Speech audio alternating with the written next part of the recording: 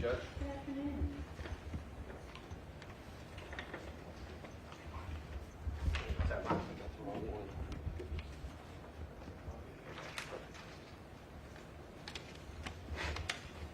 All right, we have a few more moments. Do you all want to wait till 1 o'clock, or do you all want to go ahead and get started? It's up to you all. We're ready, Your Honor. Ready? All right, so hello everyone. My name is Judge Ann Delahanty. Welcome to Jefferson District Court in Louisville, Kentucky. We are here today on the Scottie Scheffler case. So I hear there are some motions that we need to hear. Is that correct? That's correct, Judge. Go ahead, Mr. O'Connell.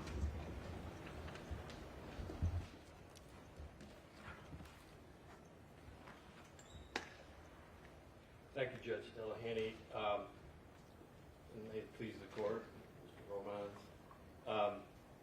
Your Honor, today I will be tendering to the court a motion to dismiss all the charges against Mr. Scott Scheffler.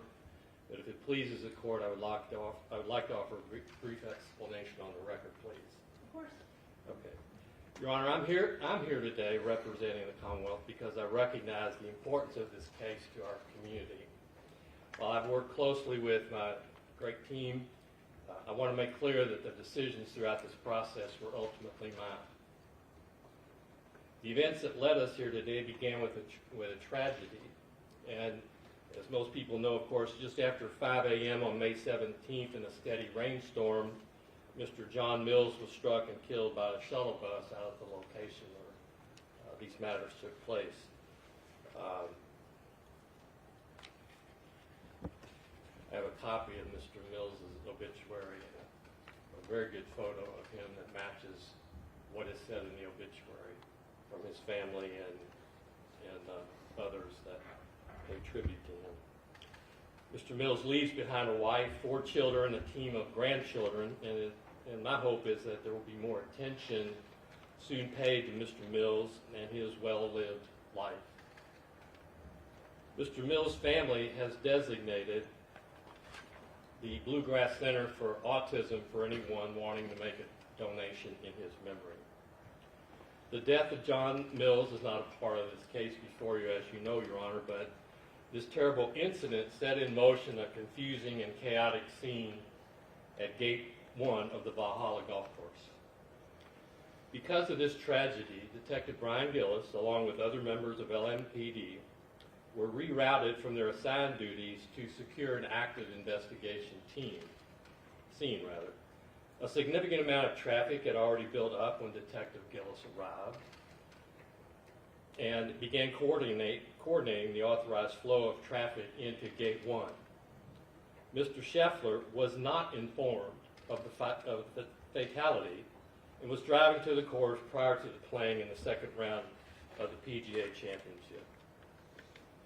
Prior to Mr. Scheffler's arrival, several authorized PGA vehicles were properly allowed to enter Valhalla through Gate 1.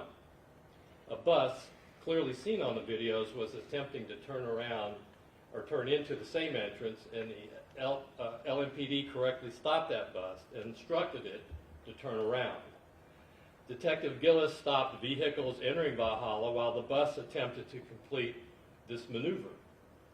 Mr. Scheffler's was one among the first vehicles to reach the point at which Detective Gillis was stopping cars. The interaction that followed between Detective Gillis and Mr. Scheffler resulted in LMPD filing 4 charges. My team and I began, reviewing evidence as it came to us following the events of May 17th. We continued to receive and to review evidence throughout that weekend and late into the following week. We completed our final interviews with police and lay witnesses after the close of business on Friday, May 24th.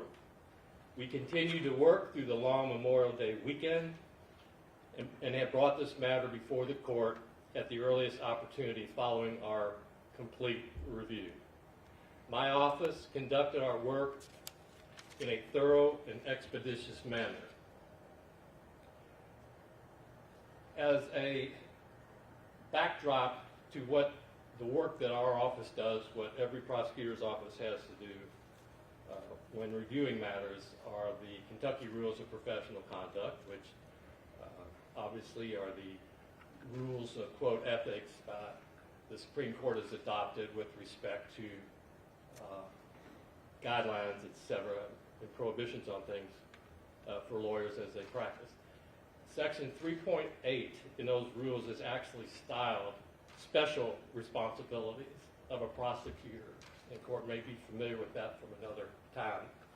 But it says in there, in the commentary, the very first sentence, a prosecutor has the responsibility of a minister of justice and not simply that of an advocate.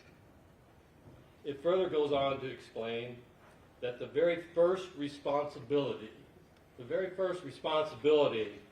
a prosecutor under Rules 3.8 of the Kentucky Supreme Court rules requires that prosecutors, and I quote, refrain from prosecuting a charge that the prosecutor knows is not supported by probable cause.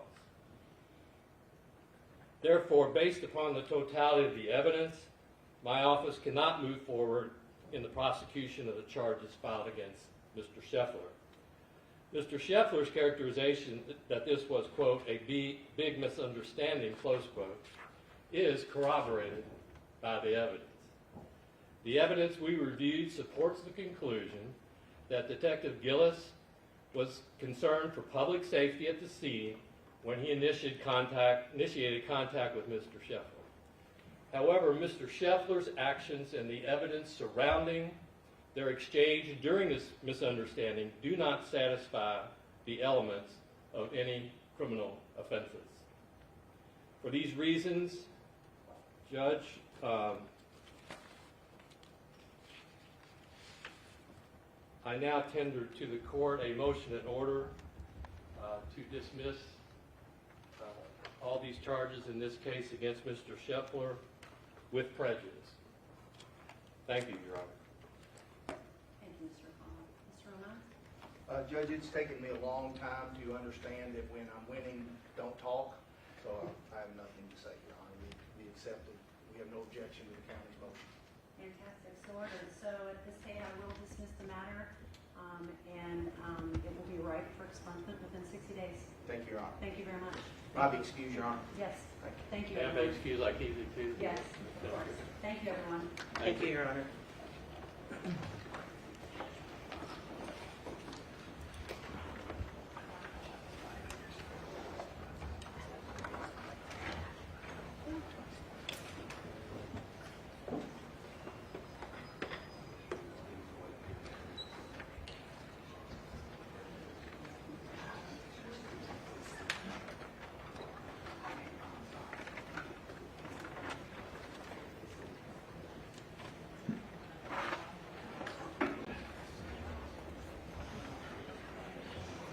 Thanks, everyone. Thank you. Thank you. Yeah, absolutely. Thank you. And for those who were not here earlier, just to reiterate, please, once you completed here, do not mind mark grabbing the that up board there, too? with any Yeah, thank you, Val. anything you wish to do. Please go on the front steps. Thank you all. Wash your wires.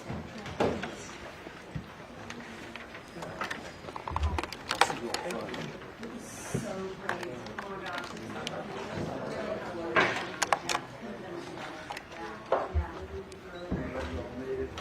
Me too. And no passport trauma. And I didn't hide the passports.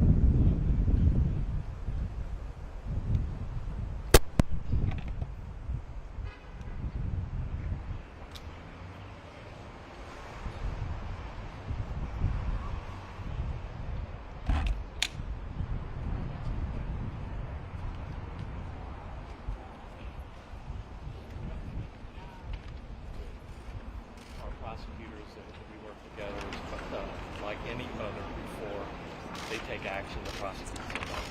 We do it every day. I mean, there are charges in here every day, but they have to withstand the scrutiny of a decision made whether or not they believe probable cause exists and that a likely or at least a good probability of securing a conviction.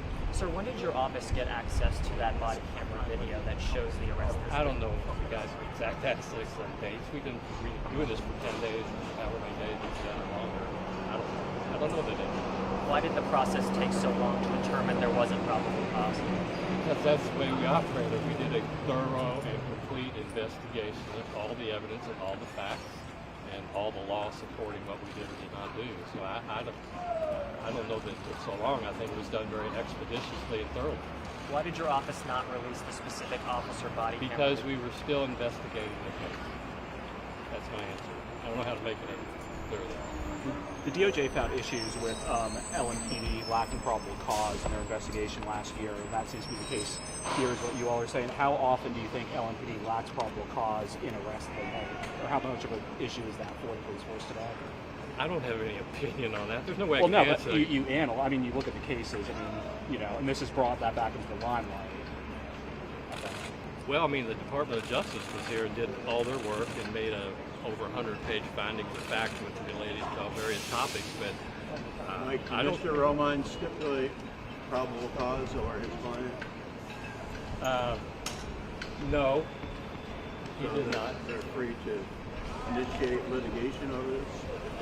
If they so choose, that's an answer for him and his client at a different date. Do you expect it? I have no idea. Nice to see you, though. Oh, guys, I think we're just going to take one more, and then I know Mr. Roman's going to be out. Of the decision to drop the charges, who else was involved besides you, the defendant, and his attorney? Well, I hope my staff, they're standing behind me. We had a team that gathered to do all the work on this as far as the investigation, review of the evidence, analysis, etc. I don't know if that answers your question. And then periodically I might speak with Mr. Romans about something procedurally.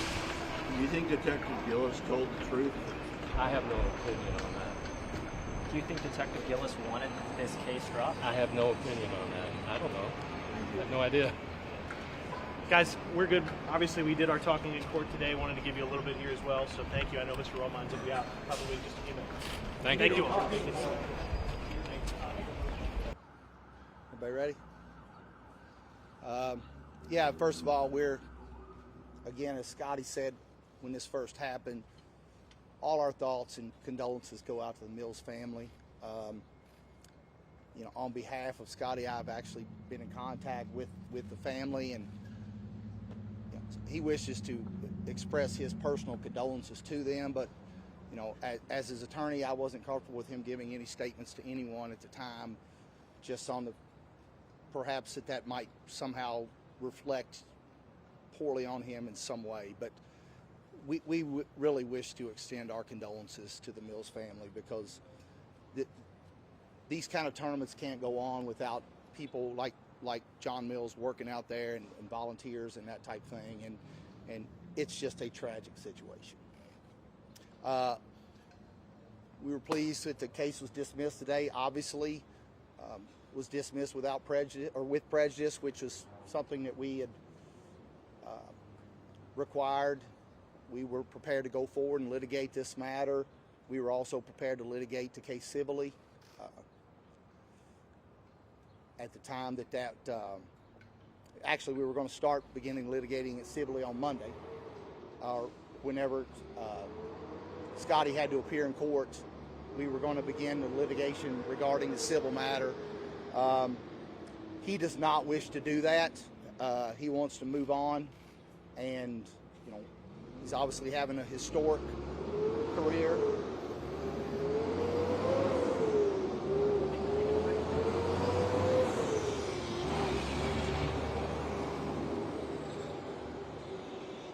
Why doesn't he want to file a lawsuit?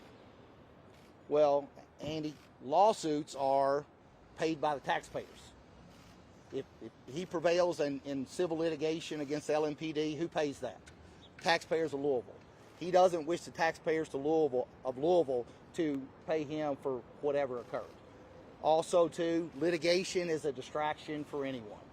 And the truly historic season he is having right now, being involved in litigation would be a distraction. And as we've learned, you all local know I was involved in Kenneth Walker's case. I was involved in David McAtee's case. Litigation doesn't change what the police do. We can sue them and continually bring in those litigations, and it doesn't change. If Scottie thought it would somehow make a positive difference,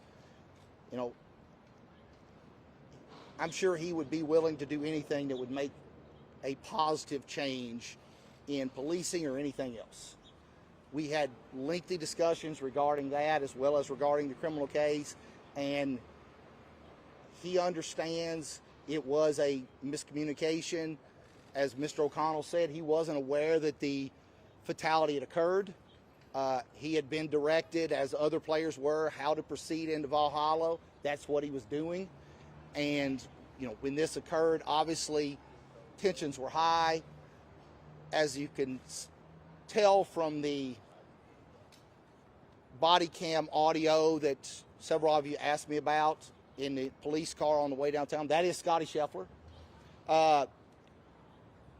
He is, as always, as nice and polite and respectful as you could possibly be.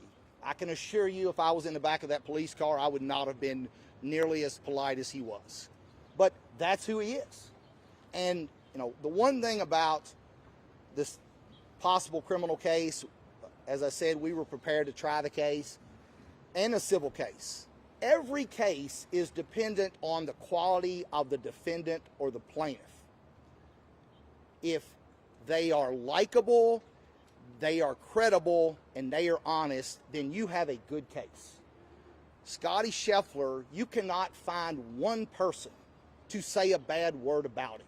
When he's in a police car after being falsely arrested, he is still a perfect gentleman. I can assure you, Andy Wolfson, you would not have been. Okay? I mean, it is remarkable the restraint and character he evidenced, not only during the incident, after the incident as he's being taken downtown, and in the press conference that day. Scottie Scheffler, we need more Scottie Schefflers in the world. How does he feel like that from throughout the city? He's not from Louisville, but there were lots of people supporting him from then until now. Well, it's obvious he didn't do anything wrong. And as I've said repeatedly, the more evidence that comes out, the more it shows that, Scottie was a victim here. And I think everybody sees something like this happen and realizes they're one wrong turn or running into the wrong person away from going to jail themselves. Steve, I have to ask you, though, the statements that Scottie made after the arrest don't seem to cross the line with what you're saying right now. He admits that he got impatient and went too far. No, here's what happened, is he is being interrogated after the most stressful situation of his life, right?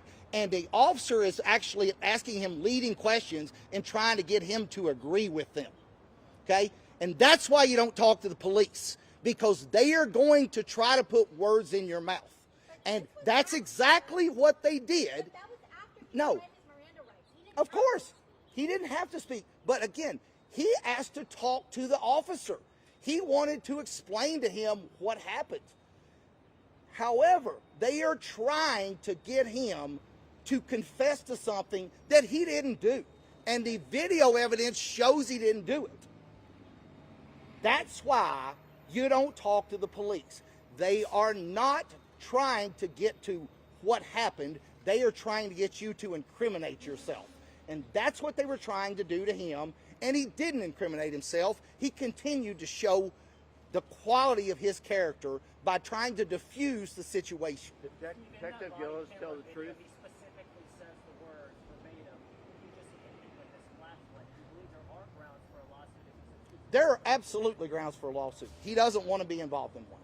Again, because who pays? The taxpayers of Louisville. Scottie Scheffler doesn't want the taxpayers of Louisville to have to pay him a dime. He wishes to move forward from this case. Should there have been? No, he was not. There are multiple eyewitnesses to the incident. The actual initial contact that I've spoken with, I have statements from, that the prosecutor's office have spoken with, that confirm that he was not dragged. You believe they would have dismissed this case if he was dragged? No, they would not have. That did not happen. Did the detective tell the truth about what happened? People can make their own decisions on that. How is Scottie doing today, Steve? I mean, since the news of this, how's he feeling? He's happy it's over. He wants to move on. You know, he's still the best golfer in the world, so there's a lot to be said for that. And he's glad it's over.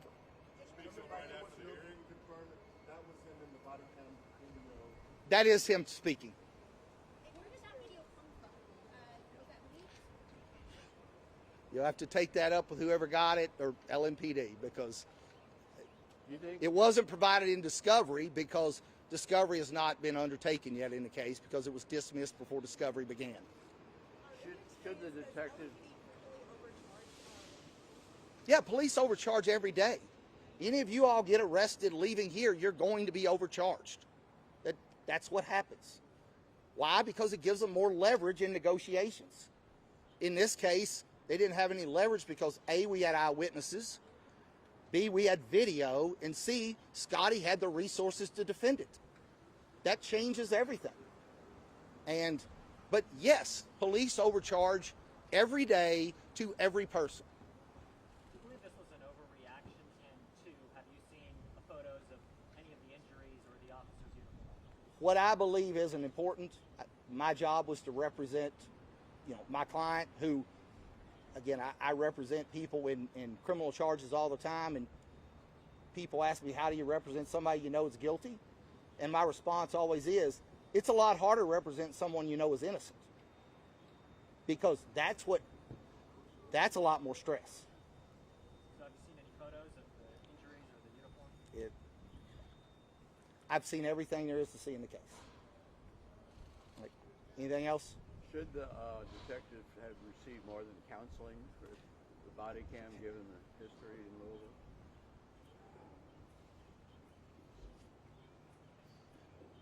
Well, should they have received counseling for the body cam, or No, more than that? Yeah, or the fact that a guy was falsely arrested?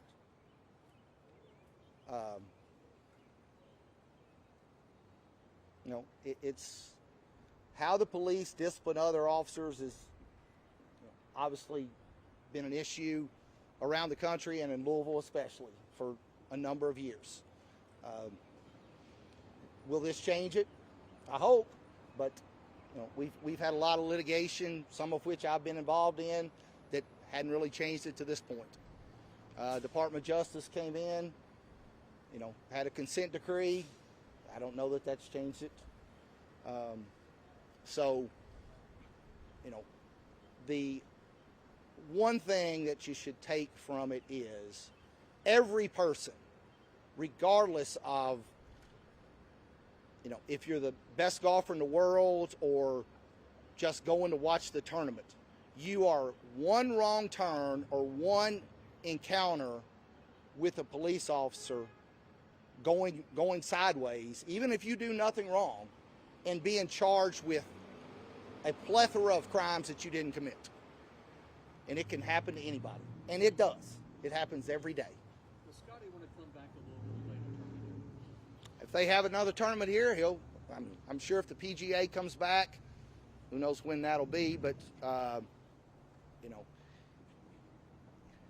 if it's a tournament worthy of Scottie Scheffler playing in it, I'm sure he would play in it. That's, however, we don't have any of those as it stands now, and so, I don't think this has had such an effect on Scottie that he says, I'm never coming back to Louisville again. He obviously didn't want to come back for court, but nobody wants to go to court.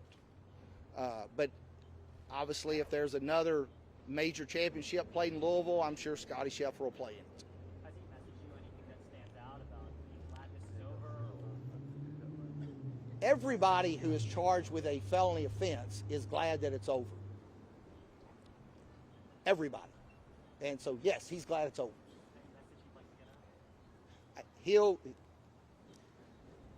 His press conference the day this happened expressed his sentiments and his character and his condolences better than anything I can say. So I don't want to speak for Scottie Scheffler. He's much more eloquent than I am. Would you like to see a public apology? Sure. I've been doing this a long time. Public apologies are hard to come by from the police. If you were to pursue legal action, who do you think would be named as the parties in the lawsuit? We're not. So doesn't matter. We were prepared to go forward beginning the day of the arraignment with civil litigation. Scottie does not wish to do that. Again, for the reasons I've stated, he has no desire to A, be involved in litigation, and B, try to recover money from the taxpayers of Louisville. I've already addressed that. He was polite as always, and really trying to diffuse the situation. With the agreement not to pursue civil litigation, let you make public? We're not, obviously, it's not Scottie's desire to pursue civil litigation. I've made that clear to the county. That was not some sort of quid pro quo regarding the criminal case. And so, document-wise, there's nothing out there to release. We did make it clear that forcing him to appear on Monday was somewhat of a hard deadline of that type of litigation. But again, Mr. O'Connell was very eloquent in his comments of they do have an obligation to investigate the case. And you can't do it in 2 days. You know, some of the eyewitnesses, I provided them their information. Some of them they found on their own, that type thing. But he's got an obligation to do his due diligence in the case, and he did that. And we are, obviously we're pleased with the result. Is Scottie buying Gillis a new pair of pants? You can, but we are.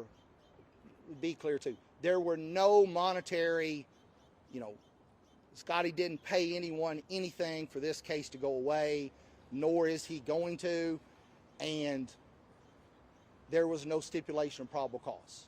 We were not. That was a deal breaker in the case, as we would not stipulate probable cause for the arrest. No, I represent Scottie Scheffler. PGA is not my client.